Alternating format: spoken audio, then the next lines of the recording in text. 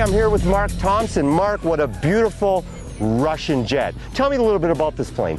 Yeah, you're right. It's a Russian jet. It's a Sukhoi 27 flanker. It's a semi-scale aircraft. It's not super scale. I cheat a little bit. The original aircraft is a twin-engine aircraft, and I just have one engine stuck in the middle, but it's a big, powerful engine, so it does well. Now, how does it handle in the air and everything? Is it quite easy to fly, or is it a little bit more difficult because of the single engine? No, actually, the number of engines doesn't really have anything to do with the flying characteristics, but it is a heavier aircraft than what I'm typically flying.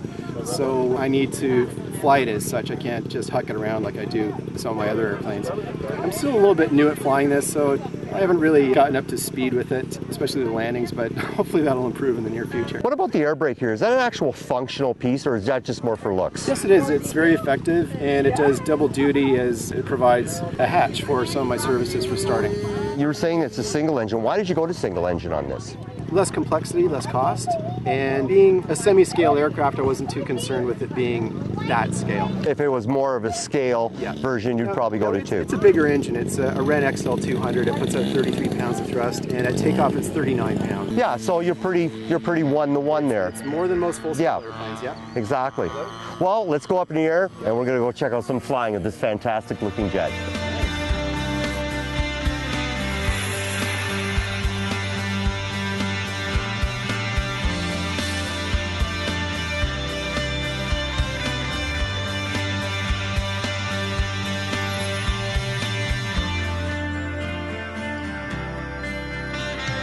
Okay, I'm here with Pat Deschamps. Pat, what a beautiful plane. Now I'm looking at this motor here. I mean, that's pretty neat, huh? Yeah. So what's the big difference between this and a one-cylinder engine? What's the big difference? Well, this is a 4-stroke radial engine, 250 cc's, about 13 horsepower. Of course, with a 4-stroke, you have all the valves and push rods. The whole thing operates the same principle as a real radial engine. The only difference is this uses a 30-to-1 gas-oil mix for cooling. The rockers are manually lubricated once a day before you fly. You can fly 4 or 5 flights with one oiling of your rockers. Okay, Pat, now obviously because it's a radial motor and we have the greasing of the valves, we have these piston rods. Is there more things to break down with this? Yeah, you're going to have probably a little more maintenance with this. You have to keep your valves adjusted. That's one critical area. And of course, there's a lot more moving parts, so eventually you probably have a bigger problem of a breakdown. So there's a lot of wear and stress in here. I mean, basically, you know, that little screw there, if it bends or snaps. Now, what if that happens during flight or something? Is it a catastrophic failure or not? No, they give you extra push rods. I haven't blown one yet, but if you'd happen to throw a push rod out, you would lose one cylinder, and I'm sure that you'd be fine to bring it in and land it. Especially with being a biplane. Now, getting to the plane now, what type of plane is this modeled after? This is a PT-17 Stearman. They used this back in the 40s to train pilots in the U.S. Air Force, mainly. It's modeled after the PT-17, and they use these things by the hundreds to train pilots for the war. Now, how easy is it to fly?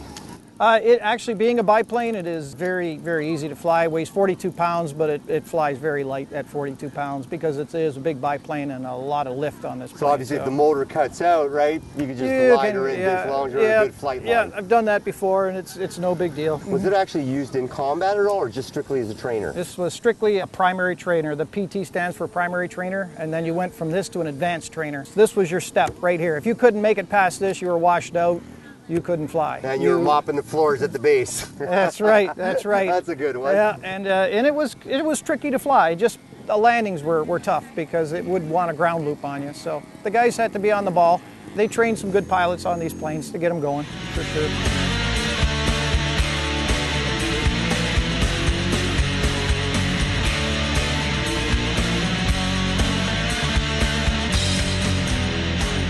On next week's episode of RCTV, it's the Glorix Finals and Miss America Boat Profile. We're going to be heading up to Mike Zimmerman's place to see a fantastic heli school that he's running, teaching all the little tykes how to fly. So we'll see you then, folks.